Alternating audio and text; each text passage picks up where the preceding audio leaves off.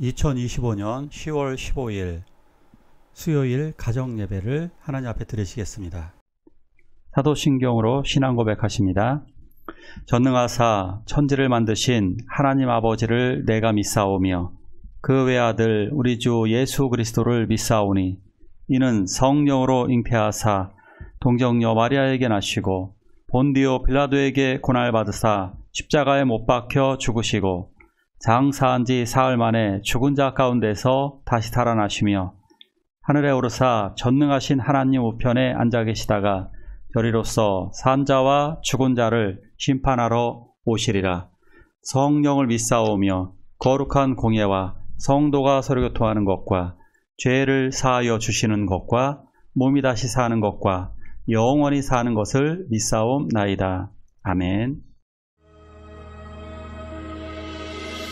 주의 보좌로 나아갈 때에 어떻게 나가야 할까? 나를 구원한 주의 십자가 그것을 믿으며 가네.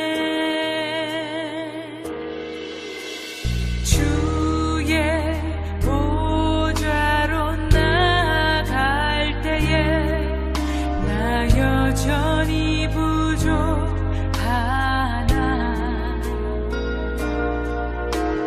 나를 품으신 주의 그 사랑 그것을 믿으며 가네. 자격 없는 내 힘이 아니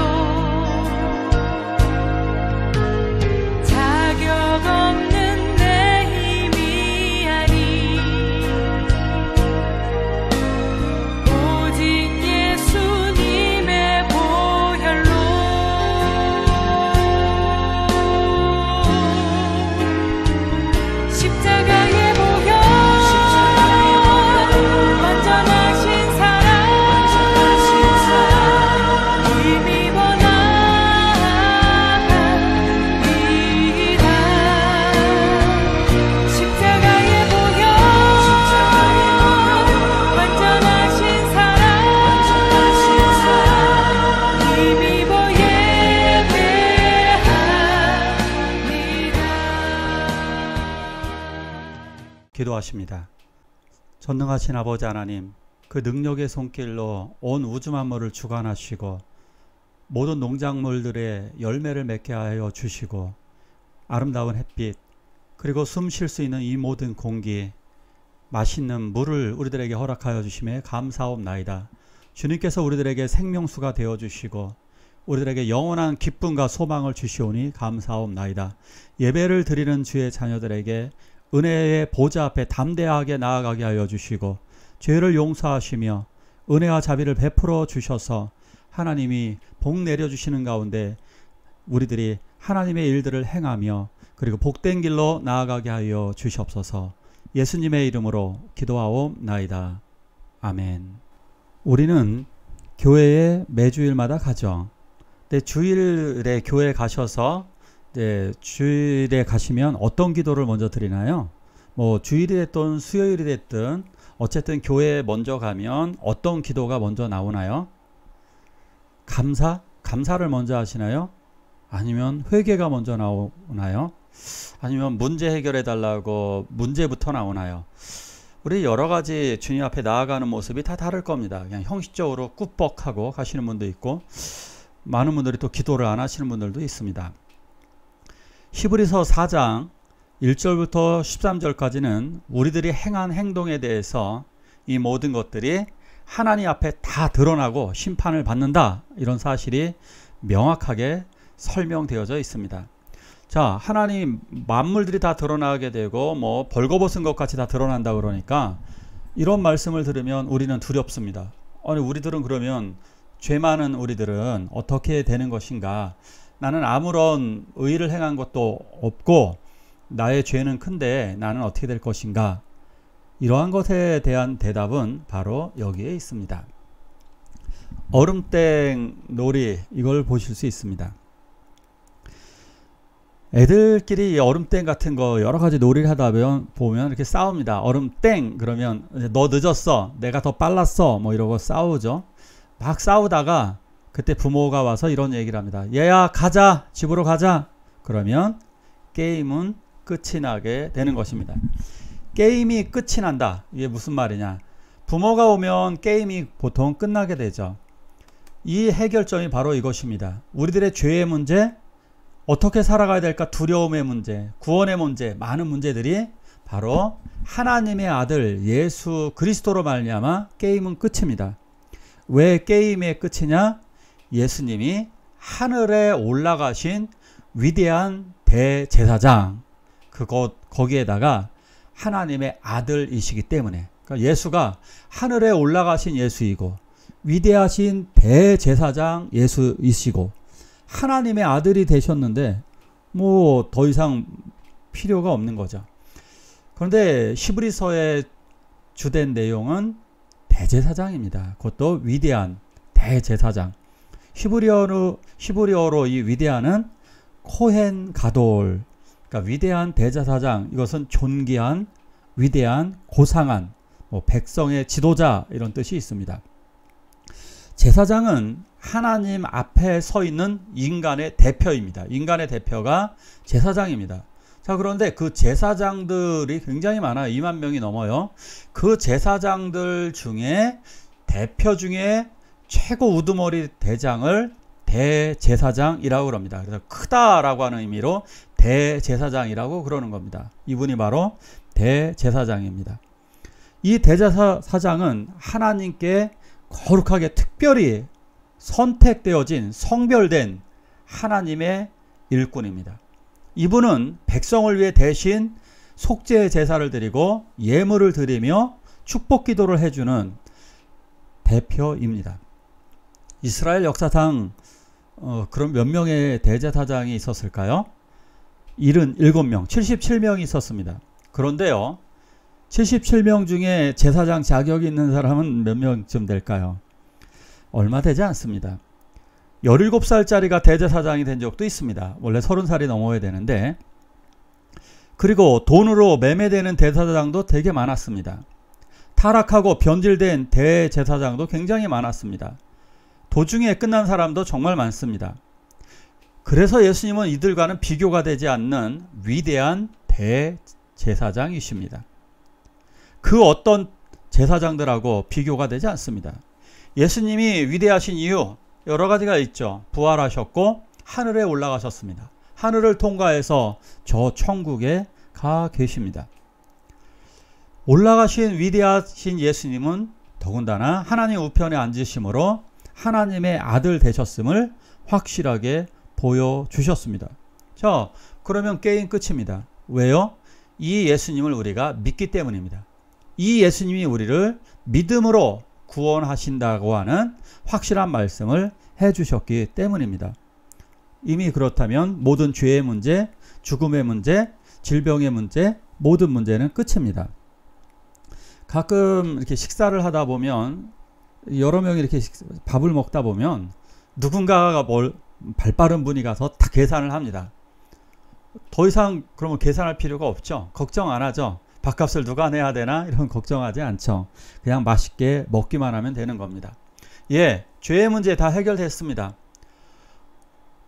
우리가 살아갈 때 죄 지은 거 어떡하나? 예, 걱정하실 필요 없습니다. 하나님께서 예수님의 피로 다 이미 해결되어졌기 때문입니다. 예수님께서 대제사장이 되셨고 자기가 제물이 되셔서 모든 것을 해결해 주셨기 때문에 우리들은 더 이상 아무런 문제가 없습니다. 읽어볼까요? 우리의 대제사장은 우리의 연약함을 동정하지 못하시는 분이 아닙니다. 그는 모든 면에서 우리와 마찬가지로 시험을 받으셨지만 죄는 없으셨습니다. 대제사장이 그럼 하는 일이 뭘까? 1년에 한 번씩 지성소에 들어가서 속죄의 일을 하십니다. 이건 1년에 한 번씩 가야 되는데 예수님의 그 대제사장 역할은 한 번의 영원함이었습니다. 대제사장은 1년에 한 번씩 매년 들어가야 됩니다. 그런데 1년에 한 번 들어가는데 백성 전체에게 그 속죄가 유효하게 됩니다. 그런데 예수님은 한 번의 속죄를 통해서 영원합니다. 게다가 우리들의 연약함을 동정하시는 분이십니다. 동정이라고 그러면 싫어하고 공감이라고 하면 왠지 멋있어 보이고 이렇게 생각하시는 분들도 있습니다. 동정이라고 하는 것은 공감보다 조금 더 높은 단계라고 말할 수 있습니다.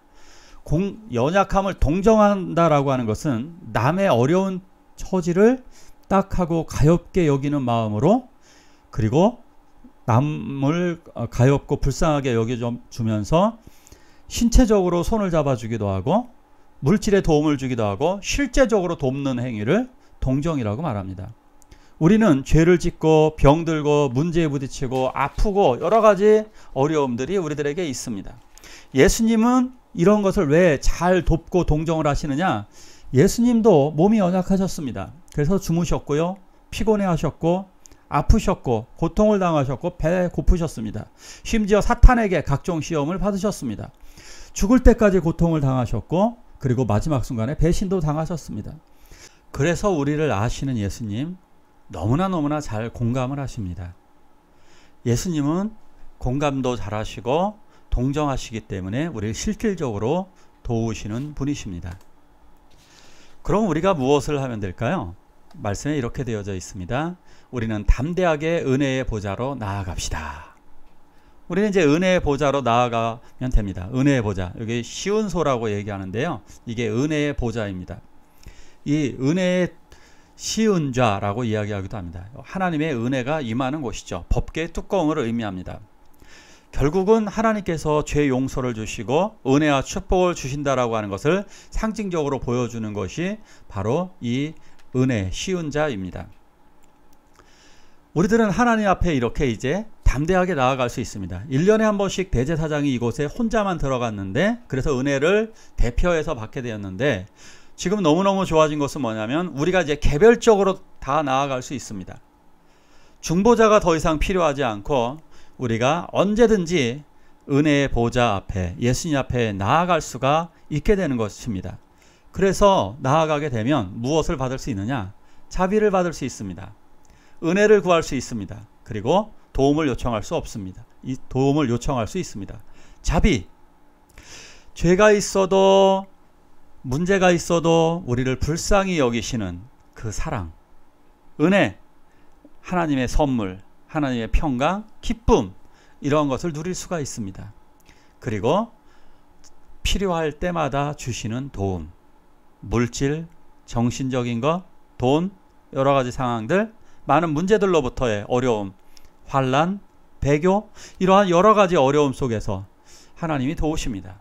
초대교회에도 이러한 일들이 많았죠. 많은 사람들이 힘들었고 환난을 당했고 배교로 교회를 떠났습니다. 그러나 놀랍게도 하나님의 은혜를 힘입을 때 더 부흥하였습니다. 대한민국 암담하지만 성령의 역사로 다시 살아날 수 있습니다. 다시금 하나님의 은혜가 넘치게 될 것입니다. 예수님이 왜 대제사장일까? 당연히 하나님 하늘에 승천하신 것으로 하나님이 임명하셨음을 보여주었습니다. 그 근거가 바로 십자가, 부활, 승천입니다. 그리고 성령의 능력인 것입니다. 날마다 우리들은 부족합니다. 하지만 이것으로 회개는 하지만 죄에 억눌려 있지는 않습니다. 왜냐하면 이렇게 생각하시면 되겠습니다. 엄마 아빠를 만날 때 어떻게 하시나요? 엄마 죄송해요, 이렇게 대화 시작하십니까? 아니죠. 엄마 나 왔어, 이러죠. 대화로 시작을 합니다. 그리고 오래간만에 보는 분들, 나이 드신 분들은 이러면 됩니다. 엄마 아빠 보고 싶었어, 이러면 되죠. 하나님 앞에서도 하나님 사랑해요, 이렇게 시작한다면 너무너무 좋을 겁니다. 우리 교회 갈 때마다 그렇게 시작을 해보실래요? 하나님 사랑해요, 이렇게 한번 시작하시면 더 좋을 것 같습니다. 우리 함께 기도하길 원합니다. 은혜의 보좌로 날마다 담대하게 나아가며 기도하게 해달라고 기도하시길 원합니다. 오직 예수님의 보혈로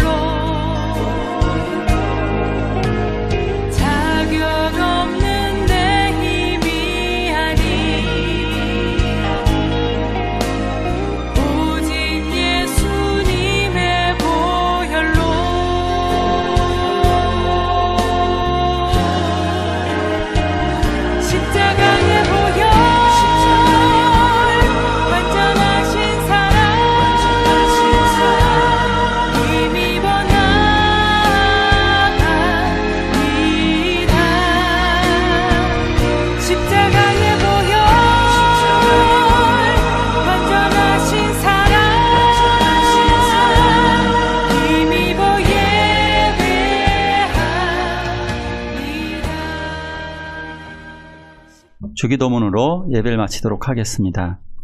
하늘에 계신 우리 아버지여, 이름이 거룩히 여김을 받으시오며 나라가 임하옵시며 뜻이 하늘에서 이룬 것 같이 땅에서도 이루어지이다. 오늘날 우리에게 일용할 양식을 주옵시고 우리가 우리에게 죄지은 자를 사하여 준 것 같이 우리의 죄를 사하여 주옵시고 우리를 시험에 들게 하지 마옵시고 다만 악에서 구하옵소서. 대개 나라와 권세와 영광이 아버지께 영원히 있사옵나이다. 아멘.